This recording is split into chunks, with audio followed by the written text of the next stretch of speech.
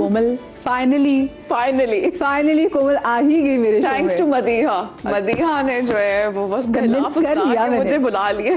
मैंने कहा कोमल देखो हमारा बजट थोड़ा सा कम है, प्लीज कॉम्प्रोमाइज कर लो। मेरी शक्ल में तो कोमल ने कहा थैंक यू, बस मदीहा की शक्ल पे हमने कर लिया। I so love you for that. Komal सबसे पहले मुझे बताओ, देखो जैसे मैं इंटरव्यू में भी बात करी थी कि एक ऐसा टाइम जब हम सब एक रेस में लगे हुए हैं, कोमल मुड़ गई and you started running against the wind, तो क्या चीज ज्यादा मुश्किल है मुझे बताना, मीडिया में आके अपनी जगह बनाना या मीडिया में आके अपनी जगह बनाकर ब्रेक लेना, ये मुस्तकिल खैराबाद कहना?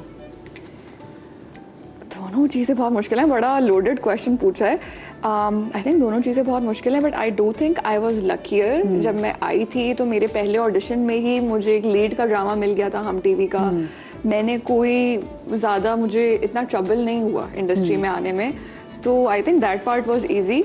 और मेरे लिए पर्सनली छोड़ना भी बहुत इजी था। मैं अपने दूसरे इंटरव्यूज में भी बात कर चुकी हूँ कि छोड़ना इस वजह से इजी था क्योंकि मैंने अपने नफ्स पे कंट्रोल रखा हुआ है। जो मेरी ईगो है वो मैनेज्ड है।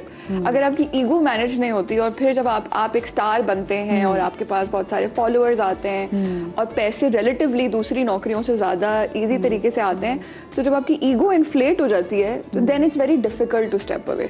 बट आई ट्राइड कि मैं अपनी ईगो को थोड़ा मैनेज रखूँ। लेकिन ये बड़ी बात है कोमल कि आप लीड रोल्स कर रही हो और लीड रोल्स के बाद ही आप ब्रेक लेने, और आप yes. मैं मतलब जब आपको पता है कि आपके पास कई साल पड़े हैं yes. बहुत आराम से उसमें ब्रेक लेना, वाज इट इजी? बिकॉज मैंने बहुत से एक्टर्स को देखा है, क्योंकि हम तो इतने हम एक्टर्स से मिल चुके हैं, इट इफेक्ट्स देयर दिमाग, तो किया इसने यहाँ पे इफेक्ट किया? अच्छा, तो मैं क्या हूँ, I am fundamentally very different from most people, I will say. अब मुझे समझ आती है बात कि मैं ना बहुत लॉन्ग टर्म विजन देख सकती हूँ। तो शॉर्ट टर्म के हिसाब से देखा जाए तो वो एक बहुत ही तकलीफदेह चीज़ थी, क्योंकि I was just right about to reach that peak, right? Leads पे आ रही थी, अच्छे बड़े एक्टर्स के साथ काम करी थी, बड़े डायरेक्टर्स के साथ काम करी थी, और लेकिन मैंने साइड पे अपना बिजनेस भी शुरू किया हुआ था।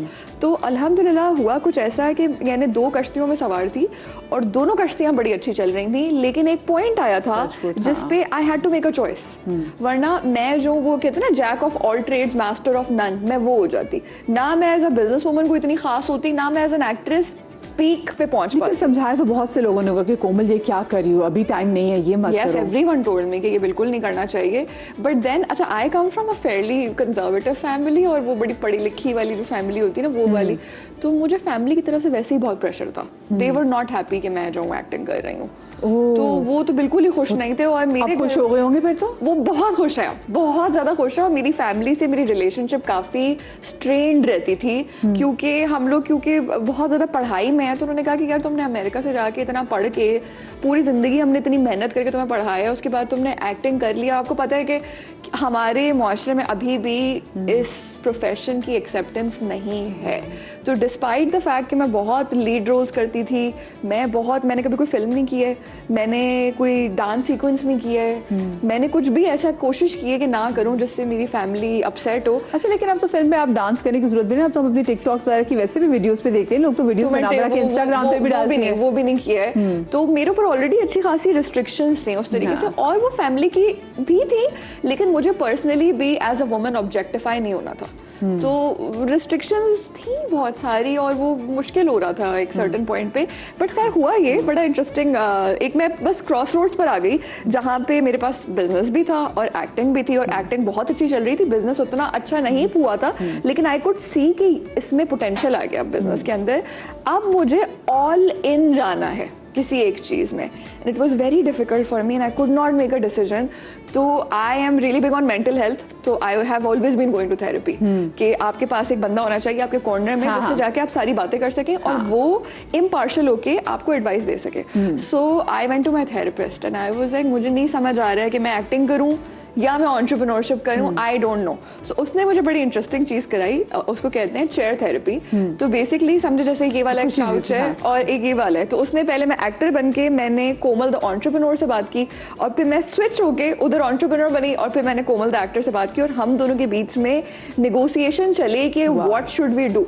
ये तो अच्छी खासी एक कहते हैं एक्सरसाइज थी। हाँ yeah so I did that, I sat and thought, मैंने प्रोज एंड कॉन्स लिस्ट बनाई, बड़ा केयरफुली मैंने ये डिसीजन लिया। लेकिन ये डिसीजन मैंने इसलिए लिया कि मदिया, हम जो है अभी सुबह को मेकअप कराते हुए भी बात कर रहे थे कि लॉन्ग टर्म में मुझे लगता है कि मुझे अपने काम में आवर्स में फ्लेक्सिबिलिटी चाहिए थी, right, because you know you want to have a family. यहाँ तो बहुत इंसेन है, 12 घंटे भाई, 12 घंटे तो मिनिमम है, मिनिमम है ना 12 घंटे, 12 से 16 घंटे हो जाते हैं, राइट। तो वो मुझे एक तो लॉन्ग टर्म मेरे लिए मुझे नहीं लग रहा था कि with a family that you can manage that.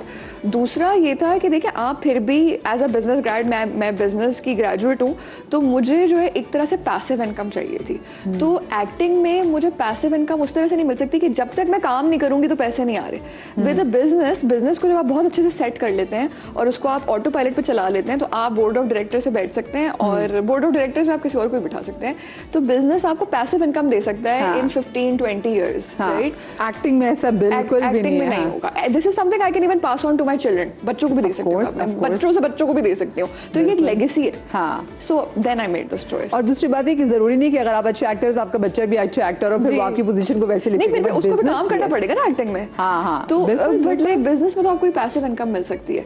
And एक और चीज जो हम बात कर रहे थे कि आई डिडंट वांट कि एज अ वुमन एक्टर होने में आप, और स्पेशली लीड एक्टर होने में आपकी शक्ल बड़ी मैटर करती है, राइट। आपकी यूथ मैटर करती है, आपकी ब्यूटी मैटर करती है। प्लस पॉइंट तो बहुत मिलेंगे कोमल, एक तो रंग भी गोरा, प्याली और ऊपर से रंग गोरा, क्योंकि हमारे यहाँ गोरा कलर जो है वो बहुत ज्यादा लोग, people are still obsessed with, and I have benefited from it.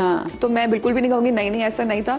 मुझे लगता है कि मुझसे और बहुत ज्यादा हार्ड वर्किंग लोग थे जिनको लीड रोल्स नहीं मिले just because of this factor. तो ये मैं, I was born with a silver spoon in my mouth, right. But anyway, तो मुझे ये था कि as a woman I think औरतें बहुत इनसिक्योर हो जाती हैं जैसे जैसे उनकी उम्र बढ़ती है, स्पेशली अगर आप इस तरह की फील्ड में हैं जहाँ पे आपकी ब्यूटी से आपको पैसे मिलते हैं। तो मैंने हमेशा बहुत मेहनत की है कि मेरा दिमाग भी बहुत एक्टिव हो और बहुत अच्छा चले, और मैंने तालीम हासिल की है। तो मुझे ये पता था कि as I grow older in showbiz, 10 साल के बाद मेरी वो वर्थ नहीं रहेगी, बट एज एन एंटरप्रेन्योर 10 साल के बाद मेरी पावर और मेरी वर्थ उससे कहीं ज़्यादा हो जाएगी। तो ये एक लॉन्ग टर्म डिसीजन था, और मैं ऑडियंस से भी ये कहूँगी कि प्लीज़ थोड़ा सा ना 10 साल आगे का भी सोचा करें। उस वक्त आपको वो चीज़ बहुत अच्छी लग रही होती है, आपको बहुत मज़ा आ रहा होता है वो करने में, लेकिन सोचें कि अभी तो मज़ा आ रहा है, लेकिन 10 साल में क्या ये मेरे लिए अच्छी होगी या नहीं होगी। सो आई थॉट अबाउट दैट। इसका मतलब है कहीं पे भी कुछ टाइम के लिए भी आपने रिग्रेट नहीं किया कि मैंने ब्रेक क्यों लिया, या मैंने? रिग्रेट मैं तब करती हूँ जब जैसे हम ना बिजनेस में जब हम शाउट आउट्स के लिए या एक्टर्स की कास्टिंग कर रहे होते हैं फोटो शूट में, तो माशाल्लाह इतने सारे पैसे होते हैं और बहुत सारों को हम अफोर्ड भी नहीं कर पाते। तो मैं उनके पैसे देख रही होती हूँ और मैं कहती हूँ वाह यार, ये पैसे जो है ये मुझे भी मिलते थे, और अभी तो मेरा और बहुत नाम होता तो मुझे और भी कहीं ज़्यादा पैसे मिल रहे होते। तो उन लोग की जब रेट लिस्ट आती है और वो जब मैं पैसे देखती हूँ ना, एक फोटो शूट के जो पैसे होते हैं, तो देख के कभी कभी होता है कि यार ये क्या छोड़ दिया। But I really enjoy the peace of mind I have and freedom of schedule। तो वो मुझे बहुत अच्छा लगता है। तो नहीं, रिग्रेट नहीं किया, लेकिन कभी कभी एक्टर्स माशाल्लाह बहुत अच्छे पैसे कमाते हैं। अच्छा, मैं अगर जरा कोमल को बचपन में लेके जाऊँ तो कोमल वो जो 10 साल की कोमल थी, उसके लाइफ को लेके क्या प्लान्स थे? वो क्या करना चाहती थी लाइफ में आगे जाके? वो बहुत पढ़ाकू थी और वो हैरी पॉटर पढ़ती रहती थी, और उसको बस एक्सीलेंट होने का बहुत शौक था। तो वो हमेशा क्लास में फर्स्ट आती थी और बस उसे नॉलेज एक्वायर करने का शौक था, और मैं अभी भी ऐसा ही हूँ, right. And that's why I think it is more rewarding for me कि मैं एंटरप्रेन्योर बनूँ रादर देन एक्टर, क्योंकि मुझे बस बहुत शौक है सीखने का। कुछ भी आप मुझे सिखा दें, I would love to learn it. तो बस मैं बहुत स्टूडियस थी और बहुत नर्डी सी थी, and I really like studying. और ये लेकिन क्या सोचा था कि किस फील्ड में जाना है? बिजनेस में जाने का था शुरू से एक बस शौक था मुझे कि I liked the concept of business. जो बच्चे ज्यादा पढ़ते हैं ना, उनके माँ बाप को होता है कि मैं इनको डॉक्टर बनाना, तो क्या सोचा हुआ था? नहीं, डॉक्टर मुझे कभी भी नहीं बनना था, क्योंकि मैं बहुत सेंसिटिव हूँ और मैं किसी को तकलीफ में नहीं देख सकती। यानी खून वगैरह अगर मैं देखूंगी तो अभी भी अगर खुदा न खास्ता कभी ऐसा हुआ तो मैं रोना शुरू हो जाऊंगी और उस बंदे से ज्यादा तकलीफ मुझे हो जाएगी। तो मैं एम्पैथ हूँ, तो इतनी ज्यादा बड़ी एम्पैथ हूँ कि मेरे लिए तो कॉन्स्टेंट मुझे तकलीफ होती रहेगी किसी को आगे देखते हुए। तो no, I can not be. वैसे ये बात है, मैं भी कभी कोई ऐसा शो कर लूँ जो बहुत हार्ड है। जैसे पिछले दिनों हमने एक शो किया जिसमें वो खातून जिसने अपने 2 बच्चों को ज़िबा किया था, जो पढ़ी लिखी औरत थी, और जब यहाँ पे हमारे पास ASP साहिबा बैठी हुई थी, हम जो बातें डिस्कस कर रहे थे, मैं 2 दिन तक परेशान रही, और मैं अपना बच्चा देख के मैं खुद डर जाती थी कि कैसे कैसे लोग हो सकते हैं। तो वाकई हाँ, तो आप वो चीज़ें लेके जाते हैं। अच्छा, ये भी बड़ा ज़रूरी है लोग मेंटल हेल्थ पे बात करें।